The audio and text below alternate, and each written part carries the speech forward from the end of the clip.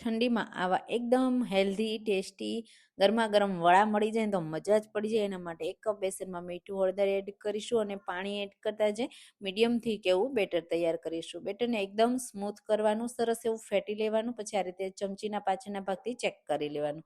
આ રીતે કોટિંગવાળું લેયર આવવું જોઈએ. હવે 1 કપ વટાણામાં લીલી મરચી, આદુ અને લીલા ધાણાની પેસ્ટ તૈયાર કરી લેશું. વઘાર માટે તેલ, રાઈ, મીઠો લીમડો, ડુંગળીને થોડી સાતળીશું. તૈયાર કરેલી વટાણાની પેસ્ટને પણ થોડી વાર માટે કૂક થવા દેશું. હવે મસાલા એડ કરીશું. પછી એમાં ધાણા જીરું પાવડર, ગરમ મસાલો, લાલ મરચું પાવડર, મીઠું, ચાટ મસાલો અને આમચૂર પાવડર એડ કરી દેશું. મિક્સ કરી દેશું અને થોડી વાર માટે મસાલાને પણ કૂક કરી લેશું.